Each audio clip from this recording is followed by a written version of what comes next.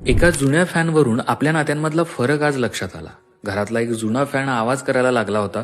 खूपच वाजायचा तो. डोकं फिरवलं त्यानं. मग माझ्या डोक्यात पहिला विचार हाच आला की नवीन फॅन घेऊयात. यावर वडिलांनी काय केलं माहितीये का? तो फॅन बंद केला, त्याचे स्क्रू थोडे टाईट केले, थोडं तेल टाकलं, काय काय केलं आणि मग फॅन परत चालू केला. तो आवाज बऱ्यापैकी गायब झाला. त्या क्षणी मला एक गोष्ट जाणवली, आपली जनरेशन बदलण्यात फार पटाईत आहे, पण दुरुस्त करण्यात आळशी आहे.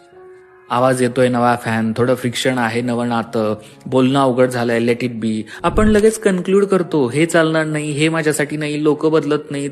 पण आपल्या आईबाबांची, आजी आजोबांची जनरेशन वेगळी होती. त्यांच्याकडे पर्याय कमी होते, पण संयम जास्त होता. ते थांबायचे, बोलायचे, एकमेकांचं ऐकायचे.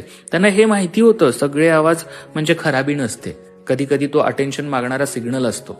सायकोलॉजी काय सांगते माहितीये का? जेव्हा आपण लगेच सोडून देतो तेव्हा आपल्याला आराम मिळतो, पण तो आराम टेम्पररी असतो.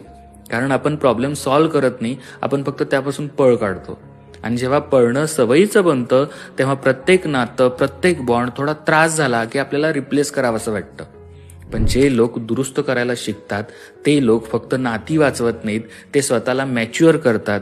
दुःखाची गोष्ट अशी आहे की जी जनरेशन शांतपणे बसून गोष्टी सोडवायला शिकली होती ती हळूहळू संपतीये.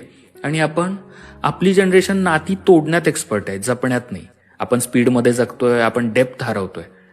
काही गोष्टी बदलाव्या लागतात हो, पण काही गोष्टी थांबून समजून घ्यायच्या असतात. कारण सगळं बदलणं ही ग्रोथ नाही, कधी कधी जपणं हीच सगळ्यात मोठी प्रगती असते. Download ShareChat.